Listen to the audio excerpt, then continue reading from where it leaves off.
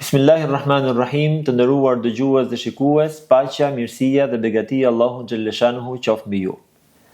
Muaji i Ramazanit është muaji i mëshirës, është muaji i Kuranit, është muaji i shpëtimit nga zjarri i xhehenemit. Profeti alayhi salatu wassalam thotë që 10 ditësh i fundit në fakt është shpëtim nga zjarri i xhehenemit. Është një 10 ditësh me vlera të veçanta, është kulminante për muajin e Ramazanit. Për të folur për vlerën dhe rëndësinë që ka ky 10 ditësh, kemi të ftuar sot në podcastin Porta e Mëshirës Myftiun e Korçës, zotin Ledian Cikaleshi. Myfti, faleminderit për kohën dhe faleminderit që jeni me ne. Faleminderit dhe për ftesën, edhe do zotin të japi sukses edhe këtyre emisioneve të bukura, edhe besimtarëve musliman t'ia lehtësoj agjërimin dhe muajin e Ramazanit deri në fund. Amin. Myfti, përse 10 ditë i fundit konsiderohet si, le të themi, pika më kulminante e muajit Ramazanit dhe cilat janë disa nga sekretet që fshihen në të nga ato çfarë profeti alayhi salatu wassalam na mësonte apo na këshillonte? Në lidhje me 10 ditën e fundit, është e mirë të sqarojmë diçka për besimtarët, se çdo ditë e agjërimit, si dita e parë, si dita e fundit, çdo punë e mirë që bëhet në muajin e madhëshëm të Ramazanit, si ditën e parë, si ditën e fundit, për vlerën dhe sevapin që ato kanë, janë të gjitha një lloj. Pra nuk është që ka një dallim nga ditët, nga agjërimi, nga punët e mira që ne bëjmë në të. 10 ditës i fundit është specifik për shkak të 2-3 elementeve të vogla. Njëra prej tyre, pra janë, për shembull, gjatë kësaj 10 ditësh të fundit, është pjesa e dhënies së sadakas fitrit, për ata të cilët nxjerrin zakatin e tyre, e nxjerrin gjatë 10 ditësh të fundit, dhe ajo që bën të veçantë këtë 10 ditësh është pjesa e hadithit profetit alayhis salam, kur na flet në lidhje me natën e Kadrit, ku na thotë që kërkojeni natën e Kadrit në 10 ditën e fundit dhe në ditët teke. Pra ajo që e bën të veçantë 10 ditën e fundit është vetëm pjesa e natës, ku në të pra është probabiliteti për të qenë nata e Kadrit, të cilën profeti alayhis salam na e ka shpjeguar pra në këtë hadith, ku na thotë, na bën thirrje që ta kërkojmë atë në këtë 10 ditësh.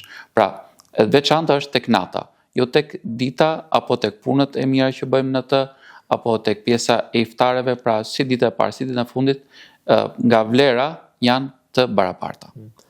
Myfti, si ndryshonte, le të themi, rutina e profetit alayhi salatu wassalam, se të paktën në atë çfarë na transmetohet, profeti kishte le të themi një insistim ndryshe edhe në adhurim, pra siç ju edhe përmendet natën, kryesisht në adhurimin e natës në këtë 10 ditësh të fundit. Çfarë ishte ndryshe, si e nxiste profeti alayhi salatu wassalam familjen dhe çfarë na këshillon ne? Po. Atë që duke e nisur nga fjala e fundit që tham për pjesën e natës së Kadrit, profeti alayhis salam, pra duke qenë se e dinte që nata e Kadrit, pra është në 10 ditën e fundit, dhe përsëri na ndihmon neve duke na thënë që kërkojnë atë në netët teke, probabiliteti për të qenë nata e Kadrit është ajo e veçanta, sepse nata e Kadrit, pra shpërblimi i saj është mjaft i madh, dhe profeti alayhis salam pa këtë gjë përpiqej që edhe me shembullin e tij, edhe me fjalët e tij, pra tua sqaronte besimtarve. Dhe gjëja kryesore që bënte profeti alayhis salam ishte shtimi i këtyre punëve të mira të cilat ai kishte bërë edhe gjatë ditëve të tjera. Pra duke filluar me namazin e natës. Profeti alayhis salam, pra megjithëse falej çdo natë, në namazin e natës, sidomos në këto 10 ditësh, në këtë 10 ditën e fundit, pra i shtonte atë. Ndoshta nga transmetimi që kemi, nuk i shtonte si rekate, por shtonte pra pjesën e qëndrimit, pra po themi në qiyam, në ruku, në sejdë, pra duke i lutur Zotit xhaleshanu. Dhe ajo që është më veçantë, pra që është vetëm për 10 ditën e fundit, që e bënte profeti alayhis salam, ishte qëndrimi në itikaf. Pra itikaf do thotë qëndrimi në xhami gjatë 10 ditësh të fundit të muajit të madhëshëm të Ramazanit, me qëllim të vetëm të adhurimin e Zotit, pra duke qëndruar, duke fjetur dhe duke mos dalë nga xhamia përveç se në rastet të veçanta ose të nevojshme që bën të dalim, duke shputur, po themi, edhe kontaktet me pjesën e familjes, duke përkushtuar Zotit në xhami në gjatë 10 ditësh të fundit. Kjo nuk është të thënë që qëndroj 10 ditë, dikush mund të qëndroj 5 ditë, mund të qëndroj 3 ditë, mund të qëndroj edhe 1 ditë, por Niyeti është ajo pjesë e rëndësishme, të cilët besimtari përpiqet që gjatë kësaj kohe t'ia kushtoj çdo gjë, gjithë kohën e tij vetëm adhurimit të Zotit. Me që përmendëm pak konceptin e itikafit, ndoshta itikafi vlen vetëm në 10 ditën e fundit apo është një rutinë që besimtari ndoshta her pas here do ta ketë, le të themi si koncept për të ndërtuar apo për të, le të themi, rindërtuar edhe një herë raportin e tij me Allahun xhaleshanuhu. Pra nga shembulli i Profetit alayhis salam, e shikojmë që itikafi është një sunet të cilën Profeti alayhis salam e bënte gjatë 10 ditëve të fundit. Madje Profeti alayhis salam ja dedikonte 10 ditët e fundit pra pjesës qëndrimit në xhami. Dhe kjo është një nga ato sunetet që në shumë vende muslimane praktikohet, te ne më pak, domethënë pjesa e qëndrimit në xhami, por megjithatë kemi besimtar, ndoshta është numri i tyre pak më i vogël, por kemi besimtar të cilët në 10 ditën e fundit apo qoftë edhe 5 ditët e fundit qëndrojnë në itikaf, pra me qëllimin që të adhurojnë Zotin, të qëndrojnë për namazin natë dhe të jenë më të lidhur pra me pjesën, me përkushtimin e tyre në leximin e Kuranit apo në dhikrin që mund bëjnë gjatë qëndrimit në xhami. I gjithë ky përkushtim maksimal bëhet pra për të lidhur më shumë me Allahun xhaleshanuhu, por gjithashtu për të përfituar nga mirësitë dhe begatitë që Allahu ka vendosur në to. Ndërto, ju e cekët pak më parë, është edhe nata e Kadrit. Çfarë mund ta thoni pak për natën e Kadrit, pra qoftë për vlerën që ka apo ndoshta edhe ato urtësitë apo mirësitë që Allahu xhaleshanuhu i ka vendosur pra në këtë natë? Atëherë, gjatë muajit të Ramazanit, çdo minutë, çdo sekond është i vlefshëm. Pra ne jemi në një periudhë e cila kur fillon dhe mbaron, pra është paket çdo lloj vepre të mira që bëjnë, shtohet pra sevapi duke filluar nga 10 deri në 700 herë më shumë se sa në një kohë normale. Në qoftë se në ditë normale, çdo punë që bëjmë, pra është shpërblet nga 1 deri në 7, gjatë Ramazanit fillon nga 10 deri në 700. Pra nga 10 deri në 700 fish, pra në krahasim me ditët normale. Kështu që besimtari duhet ketë parasysh që nga dita e parë deri në ditën e fundit të Ramazanit, pra çdo minutë, çdo sekond është i vlefshëm.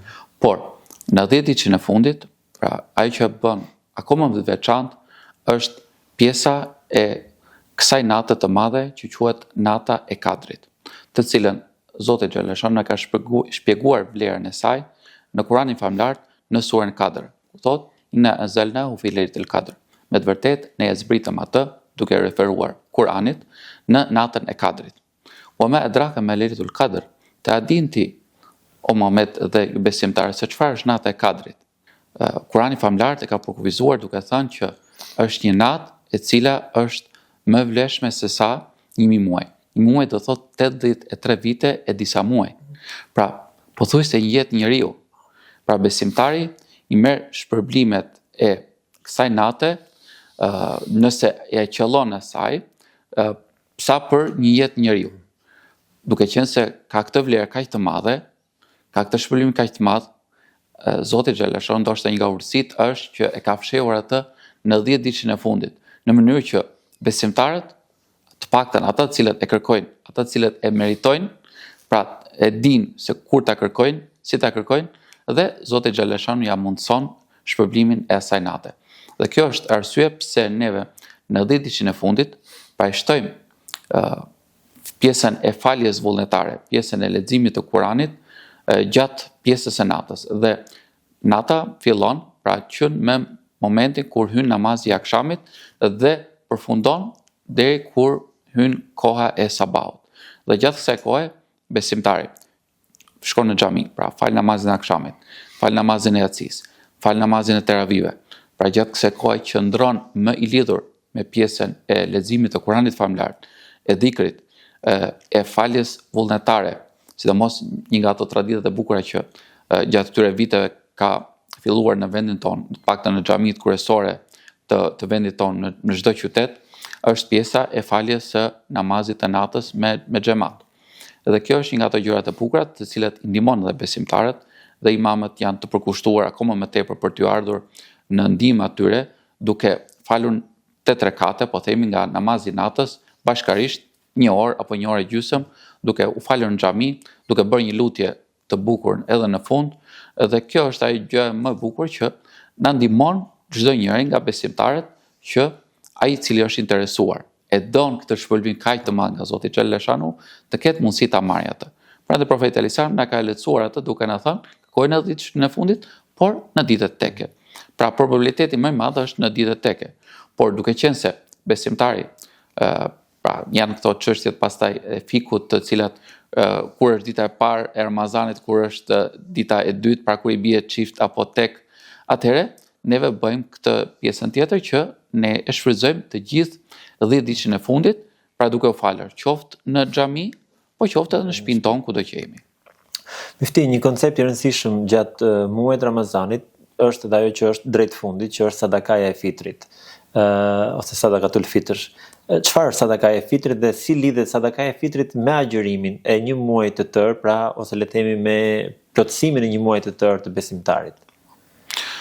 Nga transmetimet e sahabëve nderuar, na thonë që profeti alayhis salam pra ka bërë obligim dhënien e sadakas së fitrit, pra duke dhënë ato masat e saj kohe, domethënë, duke nxjerr një ushqim për pjesën e të varfërve, për t'u dhënë atyre mundësinë që ditën e Bayramit të kenë ata mundësi të festojnë dhe të kenë ushqim për shtëpinë e tyre gjatë asaj kohe kur festojnë gjithë besimtarët. Kujtojmë që muaji i madhëshëm i Ramazanit ka dy element mjaft të bukura që e socializojnë besimtarin apo e shtojnë vëllazërinë mes besimtarëve. Elementi i parë është dhënia e iftareve.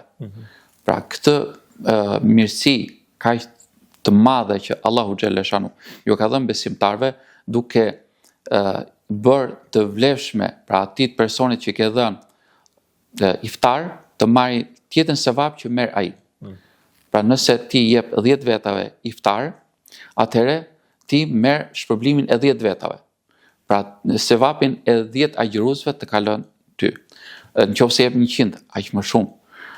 Dhe kjo bën një pjesë shumë të bukur që ka muaji i madhëshëm i Ramazanit, që ju vjen ndihmë njerëzve, vjen ndihmë besimtarëve, sidomos ata të cilët nuk kanë mundësi të bëjnë në shtëpitë e tyre një iftar, po themi të dej me ushqim të mirë, që të kenë mundësi pastaj t'ia lehtësoj pjesën e agjërimit në ditën tjetër.